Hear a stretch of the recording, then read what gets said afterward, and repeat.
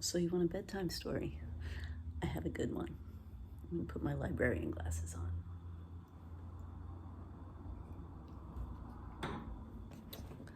This is called The Philosopher by Sherwood. Not great at scrolling, so be patient with me.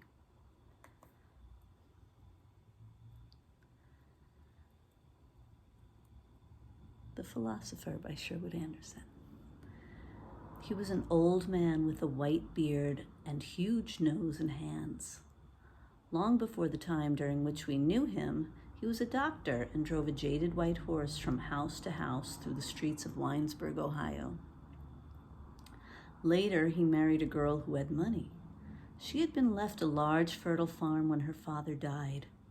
The girl was quiet, tall, and dark, and to many people she seemed very beautiful.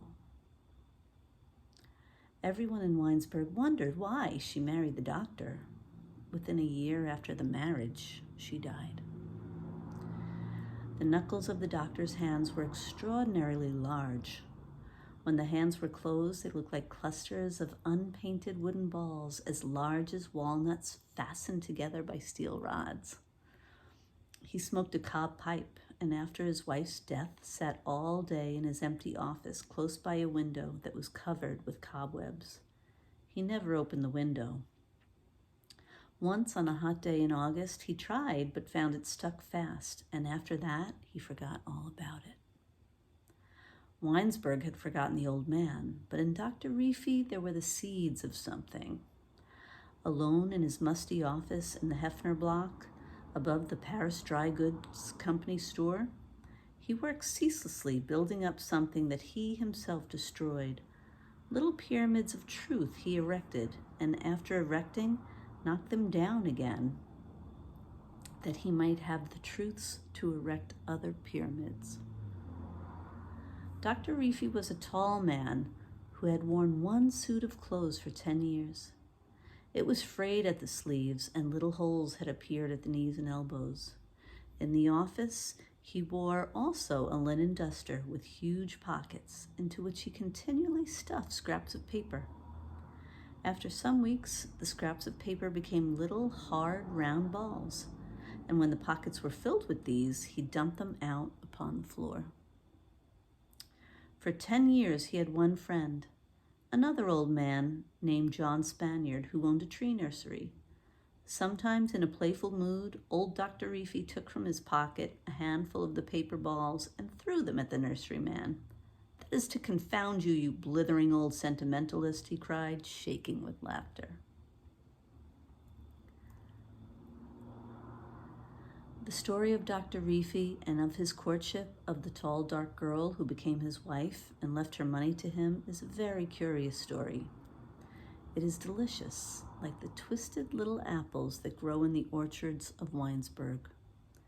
In the fall, one walks in the orchards, and the ground is hard with frost underneath. The apples have been taken from the trees by the pickers.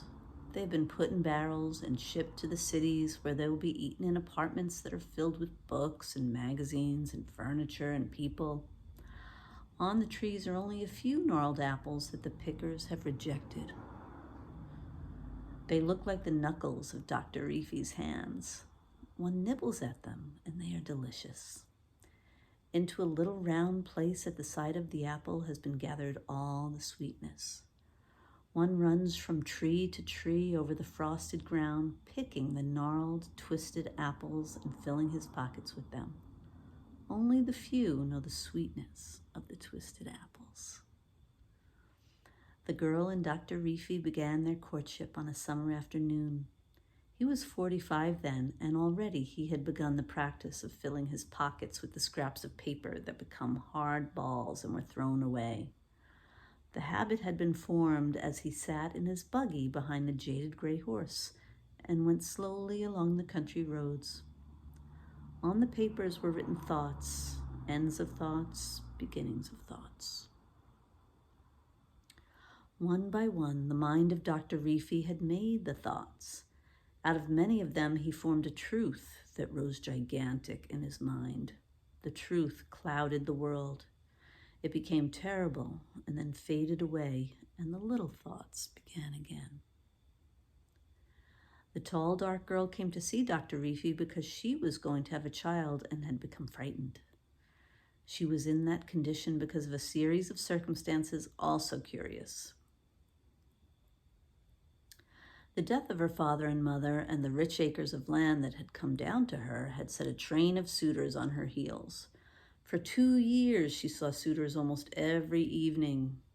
With the exception of 2, they were all alike. They talked to her of passion, and there was a strained, eager quality in their voices and in their eyes when they looked at her. The 2 who were different were much unlike the others. One of them, a slender young man with white hands, the son of a jeweler in Winesburg, talked continually of virginity. When he was with her, he was never off the subject.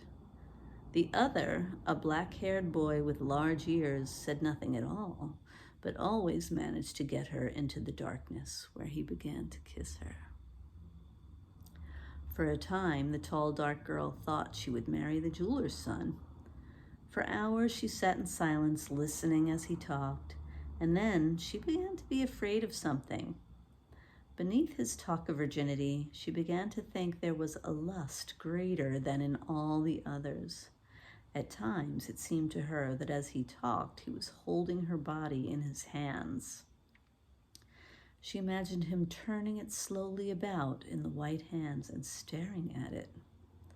At night, she dreamed that he had bitten into her body and that his jaws were dripping.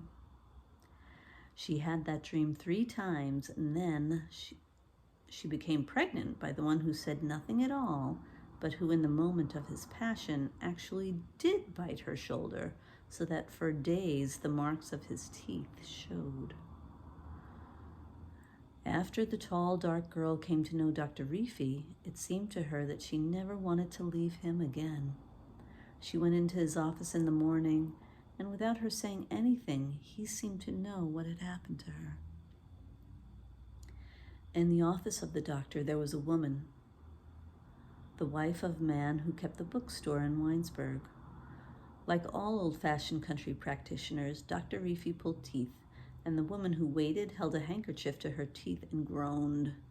Her husband was with her, and when the tooth was taken out, they both screamed and blood ran down the woman's white dress. The tall, dark girl did not pay any attention. When the woman and the man had gone, the doctor smiled. "I will take you driving into the country with me," he said. For several weeks, the tall, dark girl and the doctor were together almost every day. The condition that had brought her to him passed in an illness, but she was like one who had discovered the sweetness of the twisted apples and could not again get her mind fixed upon the round, perfect fruit that is eaten in apartments. In the fall, after the beginning of her acquaintanceship with him, she married Dr. Reefy, and in the following spring, she died. During the winter, he read to her all the odds and ends of thoughts he had scribbled on the bits of paper.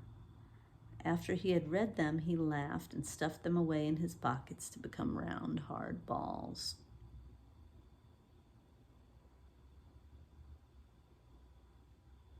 Sweet dreams.